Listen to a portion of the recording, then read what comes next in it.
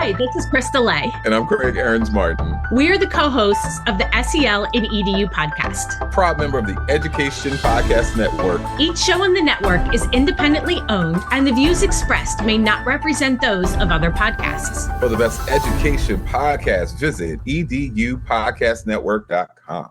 Hey, welcome back. Steve here, and today I'm talking with Annamarie Omanga, and she is the head of the Magnolia School, an independent school that is K through 8th grade for girls only in Houston, Texas.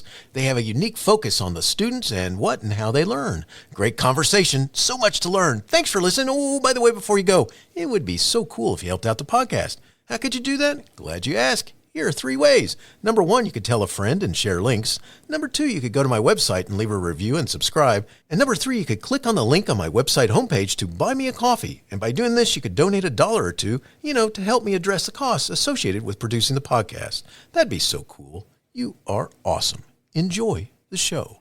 It's the Education Podcast, your favorite show, with lots of groovy guests and they share what they know. So crank it up to 10 and let your neighbors know that here's another show with Dr. Steve Milletto.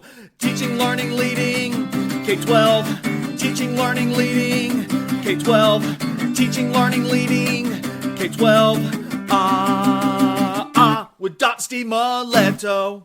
Originally from Chicago, Annamarie Omanga has a Bachelor of Science Degree in education.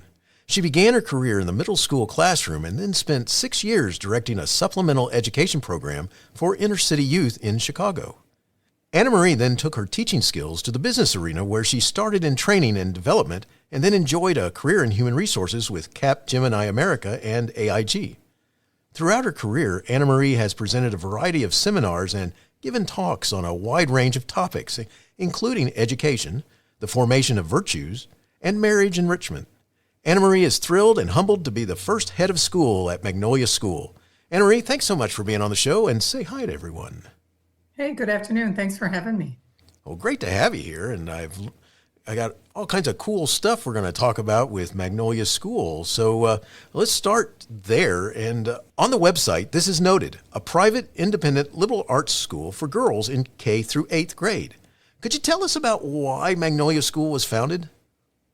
Sure. Magnolia School was founded in 2019, but it had kind of been in the hearts and minds of people for several years before that. There was a all-boys school started in 2010. And I think people started to see the beauty of that education where we were in the city of Houston, and they wanted a school for their daughters, including myself. I was kind of looking forward to that as well. My sons were in this all-boys school called Western Academy. And again, it was unique and in line with what we parents were looking for. So we started that in 2019 for all girls. Awesome. So why'd you seek out to be the head of Magnolia School? What was it that drew you to them? That's a good question. I did not seek out to be the head of Magnolia School, but I do, I have 2 daughters, and one of them, really wanted a school like this. And unfortunately she aged out of it, but my second one, so I was very interested. And I was battling cancer actually. And the people who were starting it were coming to me saying, is there ideas, pray about it, pray for it, please. Right. And I said, sure, I will. And then when I got the good news that I was cancer free, about a week later, they asked me to consider starting the school. And I think they asked me because, as you described in my biography, I have both a business and an educational background, and a great love and desire to see all girls happy and, living full lives. And we're in a community where we had started kind of girls clubs at that point. So, we were already building a community around that, and families and girls clubs and helping moms be good moms. So it just kind of made sense to let's put this into a school now and open it up wider. That's awesome. So let's get some geography going here. So Sure. I read that you're from Chicago, but that you worked up in Chicago, but the school is located in Houston. Correct. So I was born and raised in Chicago, and I worked for a while in Chicago as a teacher and then with a supplementary education program. And while I was in grad school, I took a day job, and that day job turned into a consulting position. And so I was flying back and forth to Houston for a position as a consultant. And it was not in my plan, but it was really exciting, just the opportunity to learn differently. They were doing implementations and go lives, and I was working in HR. And now when I look back, I think all of that brought me to this, if that makes any sense. So then when I worked that project, I ended up moving to Houston shortly after that. And, I've been here for over 20 years now. And so, and this school, like I said, it was prepared a lot ahead of time, and it was just the right time. It's a great spot here in Houston. Houston has some great options for education. But I think this one, Magnolia is unique, and there's nothing like it. And so I think it all just kind of came together, and I can look back at my education and business experience and raising my children and think it all prepared me for this beautiful opportunity. That's excellent. I love it. All right. So let's talk a little bit about what you do. I mean, what are some of your top duties as head of school at Magnolia School? What's your main focus? I play games. No, I'm just kidding. Nice. I hose girls down with the hose after school. No, I'm kidding. We're playful, but I think some of my top duties are setting the vision and trying to live that vision out and helping my staff live that vision. Another important duty, I think, is knowing every single person that comes in the school, whether that's a family member, actual student, teacher, staff, grandparents, at that, and working together with everyone so we can all search for the good. We're all looking for the good and the beautiful, to know our worth and to support my team through that, right? We've created, like I said, a very unique vision. And as a leader, I feel compelled to really support them in living that vision and teaching them that it's okay to be yourself. That's a big part of my job, is to remind people and to set up an education setting in which we can all be ourselves. We're not trying to be someone else, that you're loved exactly for who you are. And all the academics and all the sports and all the extracurricular and all the fun also points towards you becoming who you can be. And that's what I wanted for myself too, right? Was to continue to grow and be the person God made me to be. So I think that would kind of, there's all kinds of meetings to sit in, but I think my most important duties are the engagement with the kids and being outside with them and talking to them in between those meetings and kind of leading the vision and where we want to go. That's awesome. And what I want to do now is use that to connect with some of the unique things about your school, because first of all, number one, it is girls only. Yes. Does this connect with another vision of, a reason around just girls only? Or, can you talk a little bit about that? Sure. Yeah. I think it ties in with the vision in a couple of different ways. I know it's interesting, right? Because I went to a girls only high school. That's it. Co-ed elementary, and I went to a big state school for college. I went to an all girls high school. And so I think having that background had me look at it a little bit, even like, why so young? Why were they even thinking so young when they approached me? And it makes a lot of sense when you're building girls and you're helping them live really, truly full lives and be very confident in what they're doing. This is a great environment to do that. And I think that's all girls combined with everything else we're doing, the types of books we're reading, the types of conversations we're having, the freedom that we allow on campus, right? That you can be yourself. I heard a LSU professor say once that she could always tell who was a student that went to an all-girls school because they grew accustomed to the fact that girls can do everything, right? They can lead, and what I found is that not only can they lead, but some of them take a back seat when it isn't all girls, right? They quickly take a back seat, or they are okay to let, the boys answer the questions sometimes or whatnot. And here you just get a sense of the world is your oyster, right? And we also create, environments where you can socialize within families and those sorts of things. But for the girls, every possibility that exists here is a possibility for every girl, right? And so we want them to see that and have that confidence. They have great conversations, understanding one another. I think it's a great environment for them to know themselves, kind of bounce off a little bit, again, make mistakes, get redirected, start again. We're big on freedom. So the girls here do climb trees. They do, we don't walk in perfect lines. All our classes, they need to have a little space also to make those mistakes. And I think in an all-girl environment, they get much more comfort out of who they're making them in front of. And we have found, I mean, we started with 2nd through 7th grade, but now we're K through 8. And it's really proven that that's what the parents are seeing too. I mean, it's so fun to hear people say, my daughter, she needs a new environment. And she's gone at Magnolia from a wilted flower to a blooming rose, right? When my first child was born, a girl, someone said to me at a social event, she just looked at my daughter in my arms and she said, wow, another beautiful rose in God's garden. And that's how we want each of the Magnolia girls to feel.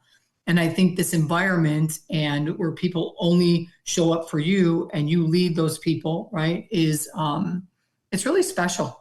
And sometimes hard to describe. Like I don't know if you've seen the video on our website, but someone was reminding me yesterday that that's a great snapshot of what Magnolia School looks like, So it's, and, you have all women teachers, you have beautiful examples. The women here are so different from one another. So different, all different ages, all different backgrounds. And I think that's important too, for the girls to see role models that I could be like her. The other night we had our benefit and we asked a senior in high school now. She was in our 2nd graduating class and she got up to speak. And on the way out, one of the dads said to me, I want my daughter to be like her. That again, it's that confidence. One of the other moms said on the way out, we were talking at the event that she has 2 children in college. She said the difference in those 2 and the ones that go here is that they will speak in front of people. They're not afraid to talk to an adult. They're not concerned about making eye contact, right? Well, you practice all of those things all the time. And you're doing that with grown women who have incredible education, incredible patience, incredible love for you, that you're learning that that's the way you should be valued as well, if that makes sense. Oh, most definitely. I could go on and on, but I won't. Oh, you're good. This is cool. So in a minute, I'm going to talk to you a little bit. I'm going to ask you to talk a little bit about the curriculum. So with the next question I'm going to ask, I'm not really looking at so much of a curriculum focus, but I was wondering if you could talk a little bit about, because as a parent, when we, are thinking about our kids going someplace and stuff like this, you have questions. I'm a former parent who I was really concerned when my child was going from elementary school into middle school, and I wanted to know, did they keep, where did the 8th graders hang out and where did the 6th graders come into the building type thing? And I wanted to know some questions like that and stuff like that. So, and one of the things I was curious about is how classrooms operated. And so that's why I was wondering if you could kind of describe what a classroom's like at You mean Magnolia. the physical plant of a classroom or just the everyday kind of? Well, both of them. Both of them. Okay. So, we started in a very small campus. I said we started with 2nd through 7th grade. We've expanded, grace of God over the last several years. And so we have on campus what we consider our lower school, and we have what we consider our middle school, right? So they each get their own space, but in the middle, we have a space where they can come together. And so you have choices also, right? I can play with the little ones. I can play with just the big ones.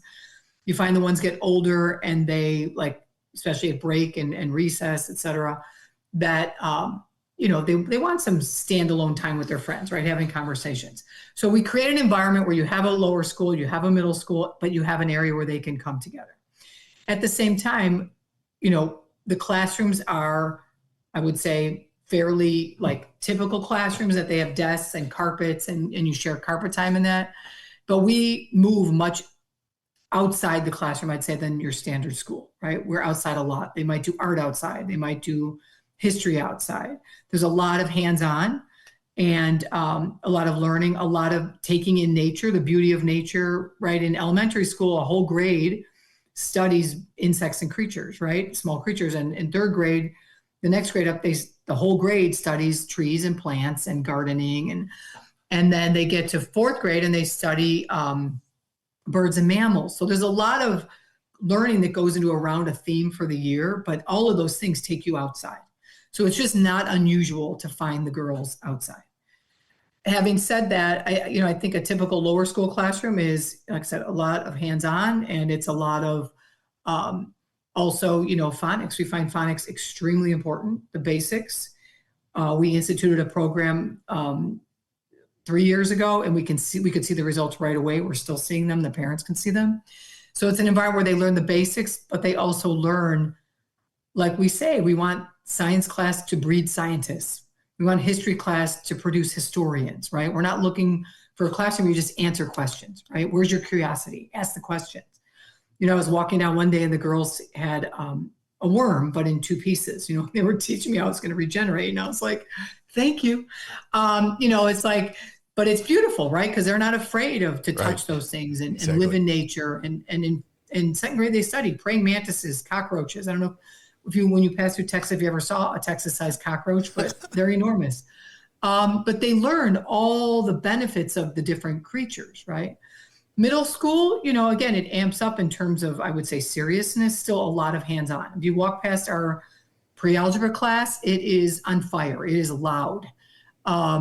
They're doing a lot of movement too, or writing on the board, or racing with the small whiteboards, those kinds of things that we love. Competition.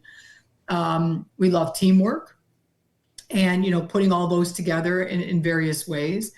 They read incredible literature. So I walked in on the 8th grade literature class and they're reading Frankenstein, and they're literally like coming out of their seats to talk about these books, right? It's amazing to watch them in 7th grade. They read things like Emma and Peter Pan, and it's just, it makes them so alive and so excited about reading, about what they can learn from reading, about discussing it with their classmates. If you walk into 7th or 8th grade, they might be doing a Socratic seminar. So they're discussing, they're thinking, they're challenging each other. The teacher's not involved, right? She sets the rules, she sets the standards. However, they have to go through the seminar themselves. It was one of my daughter's favorite things. She was here for 3 years, the first 3 years. And when she went on to high school, she said, I want a high school that does Socratic seminars, Nice. It's very lively, but I would say it's classroom, and then it's beyond the classroom. And it's, partnering sometimes, olders reading to youngers, or we had sometimes a grade level build a whole binder teaching a lesson, and then they get to teach it to the younger kids. So you do really get to know everybody here if you possibly can. But again, each teacher is unique. So each classroom is unique, and the way they do it is different. And we like that too. We have standard books and we have standard curricular goals and all that, but imagine that you can put yourself into that learning, right? A teacher can put herself and her own style into how to teach a Latin class, or how to teach, have a Socratic seminar, or how to even do art. We just celebrated Veterans Day, and the work they did for, with the, very patriotic theme with the art class. And that's the other thing, right? We're liberal arts, so there's a lot of connection, right? We study Greek and Roman history, a lot of mythology in 5th grade. And so they'll do icons in art. So they kind of try to match, and filter through and let them see that, because we like to tell them when they join us, there's a beautiful history out there, and we want to learn from that history. And also you're going to be part of that history one day, right? It's like looking back, you're going to be a part of history. So they get a lot to learn from history, even the history of numbers and how that factors into math. It just makes for a more exciting education. That's awesome. I love it. I appreciate you describing all of that, because that's what a dynamic environment for the girls to. It is dynamic. That's a good word. Yes. That's cool. Mm-hmm. So you've already kind of gave us a little glimpse of it, because one of the things that I want to make sure I ask is that as I was learning more about Magnolia School, it's focused on reimagining the core curriculum. And could you talk about this? I think this is cool because I took Latin in college, all right? And and by the way, my friends made fun of me because they're like, where are you going to use it? And I'm like, well, it's medicine, everything, all right? So, but... yeah, my son is taking it now in college, so we'll see if it leads to, But you say that, right? Why Latin? I took Latin in high school. I didn't do well. So it's really beautiful to me that they start so young, right? And Latin it's so much of a foundation for science, right? So much foundation for medicine, so much a foundation for law. I don't think people know that, or they don't remember that, right? Now, is that why we're teaching it so you can go in to be a doctor or a lawyer? No. We're teaching it because it's a great foundation for both English, understanding grammar. The girls it clicks better when you unite it with Latin. It's a great basis if they're going to go on and learn any of the Romance languages, right? That's all been proven. We know that it affects SAT scores, test scores. That's not why we do it, right? but that's a byproduct. The first couple of years, what I was a little surprised about was we had girls who maybe had dyslexia early on. They'd gone through a program. They come to us in middle school, and the parents were so happy we were teaching Latin because for them, it helped them with word origin, root words, and a lot of thinking skills. I think Latin helps them to really go deeper and think about things. And at first, that's a little bit scary for some of them. We have students that might come in and transfer in a middle school, right? They haven't been introduced to Latin before. And at first, it looks like something that might hurt their brain. And I think just the practice of that, we know it boosts their cognitive skills. We know, it helps with reasoning. We know that, not everybody, takes to it right away, but just the getting through something difficult, right? Complex relationships with words, with ideas, right? So there's a lot of, and also history. I mean, it teaches them a lot of history as well. And, they have kind of a pride in it, I have to say, a good kind of pride, right? That they're learning Latin and, it helps so much with memorization and learning how to really discipline yourself and make those cards and memorize those vocabulary words. And some of the girls will tell me it helps me do better in my spelling bees that we have here, right? The ones that go to high school and go on, unfortunately, not every high school in our area offers Latin, but the ones that do and the girls that go on to take it, they really appreciate everything it does into all the rest of their curriculum.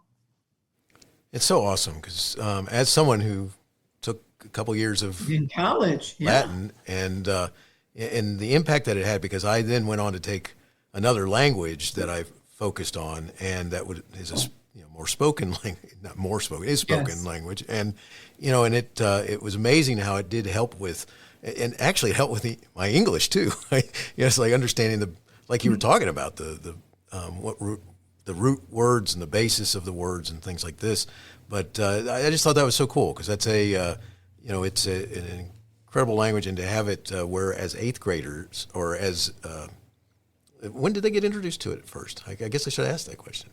Well, formally fourth grade. Before that, they're just learning some vocabulary, but formally, and it's interesting because it's they're introduced to it starting with just memorization vocabulary, right? But it's interesting how also, as I said, they take it across other areas and they know it. They know it's helping them. They know that it's feeding into their other subjects. I know, I tell you, like I said, I didn't do well in high school, so I had to kind of like relearn a lot myself. So, well, that's awesome. I love it. I love the fact that they start so early because it does have such an impact on so many different areas, fields, but also just on your own thinking. I love the history that's there with it. That you're going to learn as as part of learning the language. Yeah. The other thing we do a lot of here is somebody says a word and we say, like, what does that mean? Like, you have to challenge them. Nice. You just used a word, right? Like, what does that mean? If they can't, so we do a lot of, even when I give talks to parents, when I use words, everyday words, I'm not talking like fancy words. You start with the origin of that word and where it came from and so they understand, right? That the meaning, and that means a lot to the girls. It really, really does. And when they get to, these ages and they're like, and some people are reinventing the definition of words or redefining words, they know that they can go back to a source, to look it up and see what it really means. Because, slang sometimes is not a word. Nice. I love it. Good stuff. All right. So moving deeper into the reimagination of the core curriculum, I mean, one of the things that you've kind of touched the edges of, it has to do with these, the idea that one of the things that you want to focus on at Magnolia School is the developing of reasoning skills, better reasoning skills, and also the opportunity to have, to expand their abilities to be leaders, to have some sort of confidence in being a leader. Could you talk about those subjects? Sure, because we want all the girls to be leaders in the way they're going to be a leader. Okay, so not everybody's the same. Again, it has to be a loud leader, it has to be a written leader, whatever it is. And one of the we got some feedback recently from one of the high schools the girls go to where they were looking for a presenter, at one of their events. And the feedback they were given from the admissions counselor to pick a freshman was pick any girl who graduated from Magnolia School. Well, that's what we wanted. We want them to be able to articulate well, speak to people, make eye contact. I don't think 100% of girls want to get up in front of a crowd. I'm glad to hear those 9 girls at that school, they would pick any of them. But I think in whatever way you're going to lead, right, whatever gifts you have, to use those gifts to lead, it's going to require reason. It's going to require thinking. And we don't want to necessarily tell them what to think, right? We're not going to be there, right, when they go off. However, you can form ideas and ways in which they can learn to think. And I think that confidence starts early here, right? Right away at kindergarten, we have the house system here. So the girls are all assigned to a house, and it's across grades. And part of that house celebration is we do poetry contests. So they have to get up and recite poetry, starting at that very young age and then growing, right? Maybe that, we had a girl graduate 4 years ago. She's a senior now. I'll never forget. She was a top student, but she never wanted to be a part of that poetry thing. And the very last semester of 8th grade, she did it and she won, right? She won the recitation part. And I was happy for her because, yeah, she's good at a lot of things. She's talented, but it took her longer to get to that one, right? Well, that's part of the reasoning, is walking her through why, and it's okay if you never do, and all those things. And that's a lot of what we do in our mentoring program, is helping them. We have a teacher here, and she's helped me so much. And she has a phrase that goes like this: hurt people hurt people. Okay. So the first hurt being an adjective, the second hurt being a verb, right? And it's really helpful when you're running a school with girls, because when girls get into conflict or whatever, that's typically what's going on. They're hurt themselves, right? And that comes out, and it comes out in a misdirected way. Well, if you can help them reason through, why do you think that happened? What do you think caused it? What can you do to change, and how do I do a different behavior later? That's fabulous. If you can do the same thing with, reading about Greek and Roman history, if you can do the same navigating through a book like Frankenstein, right? If you can get through the symbolism and have them reason through things, be able to use examples, this is really, truly valuable education for them to use in the long run. We tell them, we didn't build this school so you can get into the best university. That's not our goal. If you get into the best university, great. We were thrilled last year when our first graduating class, now then seniors, one of them was a valedictorian, right? We're very happy for her. We're very happy but it's more important to be able to think, to reason, to be able to bring your points, to be able to, one of the things I love about Magnolia School is that they learn how to get along with people they don't agree with, right? Again, learn to reason. It's not about, I'm going to tell you what to say and I'm going to tell you what to think. And then you go off and tell somebody else, right? It's what you think, but they have to be challenged in their thinking. And the other thing is, we want them to be able to reason through the fact that I'm more than a consumer. I'm not just a consumer in this world. I wasn't made to buy things and spend money and get whatever I need, whatever I want. I'm made for the good of other people. Like, I tell the girls, just to be in your presence is a gift. Just, we had a girl come a couple of years ago, and they came back to our admissions coordinator, Margaret, after a couple months, and they went to Thanksgiving, and they were like, the extended family was like, what happened to her, right? She's blooming, she's thriving, right? Well, because you teach them, but you also ask them, what do you think? You're important. What you have to say is valuable, right? And then you teach them how to think through stuff, and you know them deeper. They know you, they know how you think. And that's human connection. We want the girls to be as human as possible. And an important part of that is being able to reason through their decisions. And sometimes it's just, can you take me back through your reasoning, so you won't do that again? And we love all that. That's a part of the, like I said, the books we offer. That's part of the science class, right? A lot of reasoning through. We're not looking for you to get the answer. We're looking for you to have more questions. Does that make sense?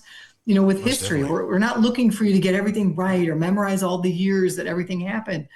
That's great, but how are you going to take history and let it inform you on your decisions in the future? So, and again, I think they value that, and they leave here it's funny. One of the mistakes I thought I made as a leader is I went into the 8th grade last year on a Friday, and it's the day they're all going to get their acceptances to high school. And usually I just leave that subject alone because they're nervous enough, right? And I walked in and, maybe half thinking said, "Oh, girls, are you excited to hear from the high schools tonight?" And they were like, "Yeah, but we're good. These are great girls, great students, but who 2 years before, were wringing their wrists, like, where am I going to go to high school?" Right now they know I'm going to go to a really good school. It's going to work out really well for me, and I'm prepared. And that's what we want for them as human beings. That's so cool. I love it. This is awesome stuff. Especially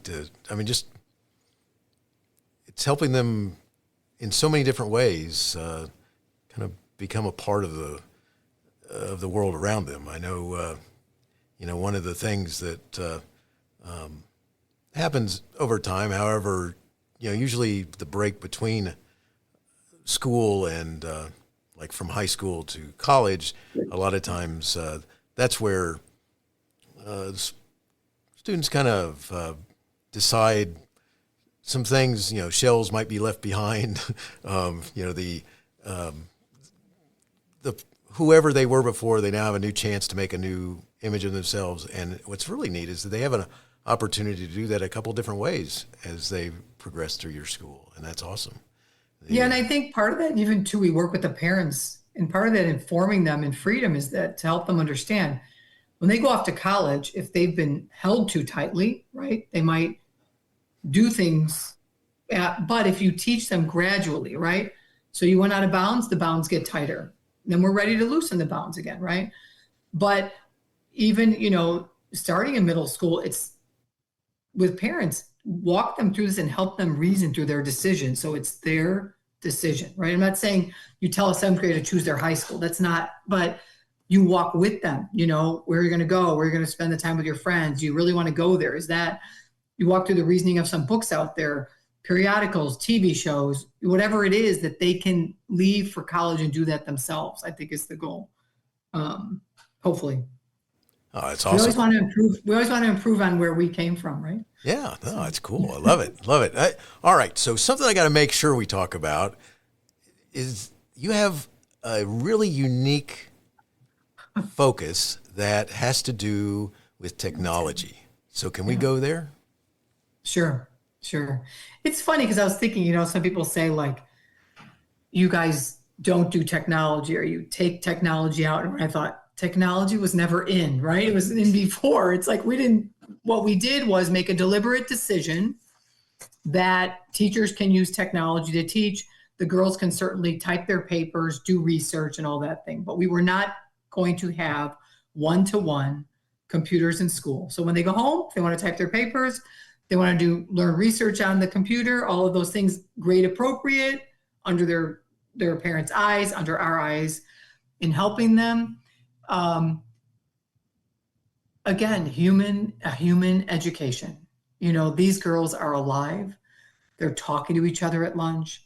They're laughing. They're sharing their lives. They're exploring. Their eyes are not down in a phone. They are not worried about all the, one day I'm just going through it because people ask this a lot. I Googled, like, what's the advantage of technology in school, right? Because I don't hear anybody say, I wish, or thinking of it differently, say like, I never hear people say like, this is such a great advantage, technology. I don't hear parents who send their kids to school with computers say, this is amazing, right? Like, I never hear that. And it's functional, right? Might make it easier. As a parent, I can see their grades. So I like those kinds of things. But nobody talks about it in relation to their learning or them being alive or their loving history or them solving a math problem, right? And so we made a deliberate decision. And interestingly enough, we came to be in 2019. COVID hit the spring of our first year of school. And if schools didn't have computers, they had them, right? So, but we don't, because why paper and pencil? I mean, there's a lot of studies on the importance of that for brain development, but I think more importantly than that is we want to hear from you, right? We want to hear from you. We want to discuss. We're in this together. I mean, when my daughter graduated from here, she said to me, I want a high school as close to this as possible.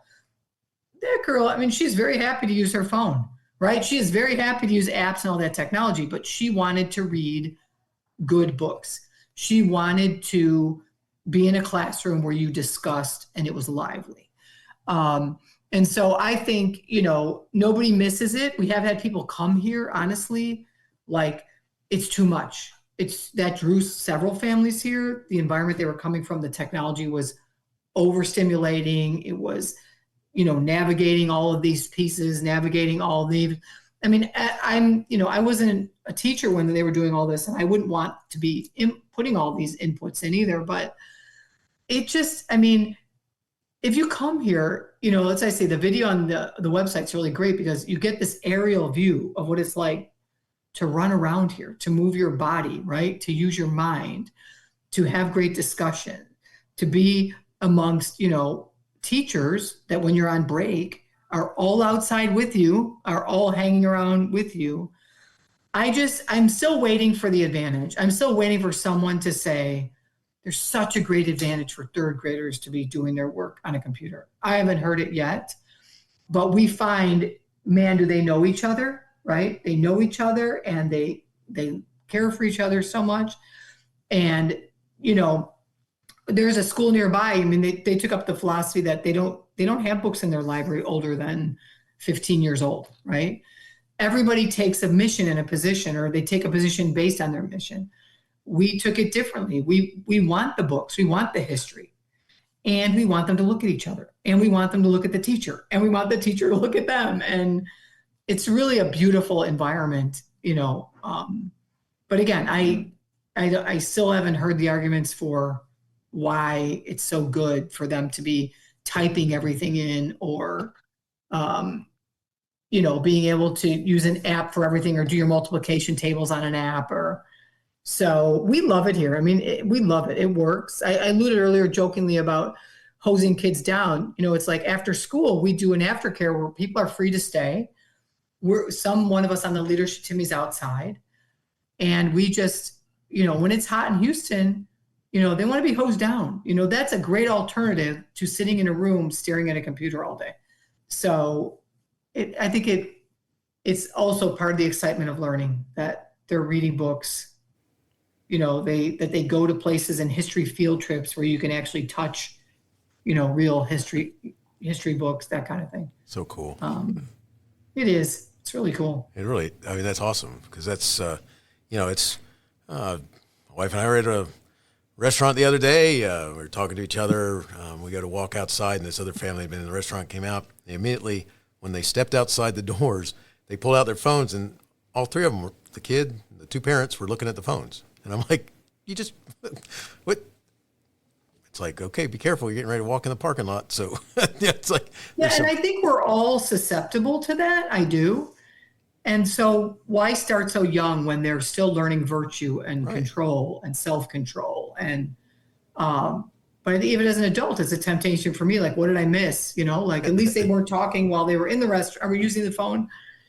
But it's, why start that so young? Or that discovery is found in museums and zoos. And it's the saddest thing when people say they want to go on vacation and all their kids want to do is sit on a computer. I mean, right. We work with a teacher. I just love her. She's a treasure, but she often says to me, familiarity breeds familiarity. So what we're doing here is preparing them for a healthy adulthood, right? So they get used to what's familiar. Well, being regarded and seen and spoken to by other adults and other children, and running around and climbing trees and navigating, bugs, that's what we want to be familiar to them. So I love that. That's awesome. That's that's really cool, because there's something about the whole concept of let's learn, and it's going to be messy. So, yeah, you're right. Yes, I love it. We'll clean it up later. Yeah. There you go. All right. So something that goes with this is an emphasis on trying to help shape, more resilience and curiosity and this sense of belonging. And what I read in looking through the website is that this talking about emphasizing school traditions and the ability, like you've referenced several times to go outside, that there's outdoor time, and that they have something called cross-grade mentoring. Could you talk a little bit about all that?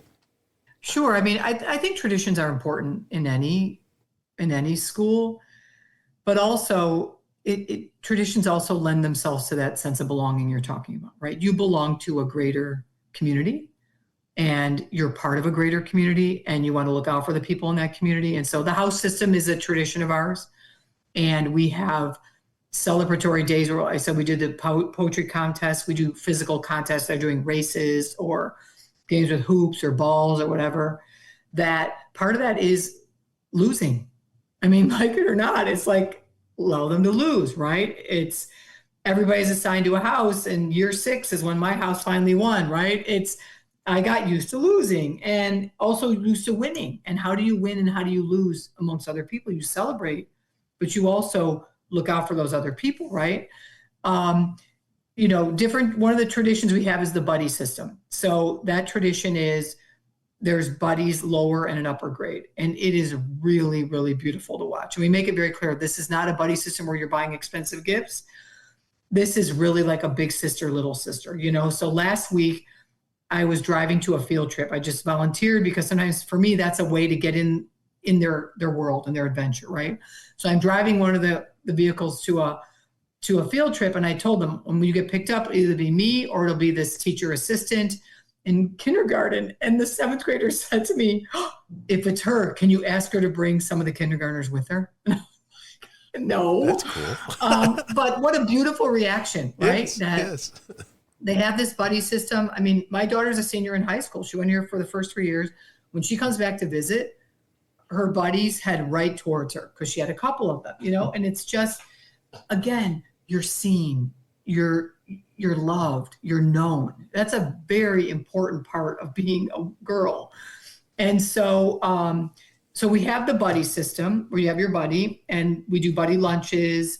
We do house lunches. That's some of the tradition. Again, you're not in the house with your buddy necessarily, so it gives you different opportunities. And at the same time, we have a full-on mentoring system at the school. So K through 4, you have your homeroom teacher. She'll meet with you. She'll talk to you. She'll check on you. 5th through 8th, all the girls are assigned some staff member who looks out for them, meets with them formally every month, talks to them or listens to them. We each get a subset of so many mentees, we call them. And I love it. I mean, I love it. It's an opportunity to get to know them better, understand them better, learn their lives, what's going on in your little 6th or 7th grade world. That is a huge support system for girls in middle school. Huge support system to have someone else that's resonating with what mom said or dad says, first of all, right? Like, oh yeah, my mom and dad say that, it's like, yeah, because it's good. And also just, we meet formally, but they can just touch base. I mean, you look at a little toddler and their mom's somewhere and the kid's playing in the park and they do this check-in with the mom. You can see they check in, right? It's the same thing with the mentor. I just want to check in, right? Maybe I just want to, is everything okay? I want to check if something happened today. Can I ask you about it quickly? Or I'm struggling in this subject, or I don't think anybody likes me anymore, right? I mean, these are real things that girls go through. And to have someone, or as a mom shared with me recently, she was struggling with the kid in the morning. They had an argument. She sent a message to the mentor and she said, wasn't a great start to the day. Can you check on her? That's very human. That's very real. That's very caring. And that's what we want the girls to expect when they leave here, that people care for them, right? And also how to judge who's trustworthy, right? Who's someone that, that I can entrust we're not doing therapy, we're not solving big problems, but we are bridging them from one phase of their life to the next, or bridging their understanding that when mom and dad require this, it's because they love them. So, so we have buddies and we have mentors, all thrown in together in various traditions, and it works. I mean, joyful it is when after school they're here and the 1st graders are playing with the 6th graders, and a 6th grader can go off on their own and play with just 6th graders. We have a girl who's 3.5. She's dying to get in this school. And she tells me every day, I'm old enough, I can come here. She comes after school and she beelines straight for one of our 5th graders when she's picking up her sister. But that's the way it should be, right? You should be loved. You should be sought out. People should see you and delight in you, right? So I think it just adds another element that's true and good and beautiful. Most definitely. That is awesome. That it's, it also, I mean, it lends itself to you want to be in this place. So that's awesome. Love it. We're getting close to finishing up, Annamarie. Sure. I have a couple of questions, and one of them goes like this. It's a scenario here, and it works this way. If you were talking with an audience of parents who are considering sending their children or child to Magnolia School, what would you want to make sure that they were thinking about when they left your presentation? That's a good question, because I think on a general basis, I would want all of them to think my daughter will thrive there while being herself, being cared for, growing in confidence, being challenged academically, because they do get greatly challenged. But as a summary, I think for me, it's what my daughter got. I would want it to be conveyed to them, message them that Magnolia revolutionized my daughter's life in middle school because of how many people cared about her, taught her how to think, pulled her aside, spoke to her, challenged her in class. And she grew to be the person that she's really happy with herself. And that's what I think I would want them to know, that our goal is for their daughters to know that we tell them all the time, their value is just in who they are. We will do everything we can to bring out all of the specialness in your daughter. But when she walks through the door, we value her just for who she is. And again, we'll help her grow in that and blossom into that beautiful rose or whatever your flower or plant of choice is, that when she leaves here, she knows I'm known, I'm loved, I'm good for who I am. And when I hit obstacles, I have the tools to get through them, and I will get through them. But I'm not the problem, right? I'm not the obstacle. I'm a beautiful human being, and I have so much to give to those around me. And frankly, I tell them, especially when they come back, I say, and people are lucky. They're blessed to be in your life, and that's not a cockiness. That's reminding them that you're there for other people. Get off your phone. No, I'm just kidding. But it's like, their daughters will take what they got here, and they will be incredible young women. And that's what we're seeing in our graduates. And in the rest of us, honestly. I mean, I've changed a lot since I started working here, and been humbled a lot, and been taught a lot, and been reminded a lot. And I'm able to do things, or I'm not afraid to try things. I was afraid to try when I started here. I'm way past, youth. So we just want them to thrive and know that they will be who they were made to be. That's awesome. I love it. Love it. Annamarie, where can our listeners find additional information, connect, and learn more? Okay, so we have a great website, magnoliaschool.org. That's a great source, right? On there, you can sign up for our newsletter. We do a newsletter called The Monarch, because we are the Magnolia Monarchs. And again, there's even a lot of reasoning and thought around why that, So they can go on the website, they can call, they can get a tour. The tours are phenomenal. We get that feedback all the time, get a great understanding of the school. They can visit anytime they want. I would highly recommend people watch the video. It's right on the front page of our website. It gives you a good taste of it. But when you sign up for the newsletter, or you sign up just for information, right?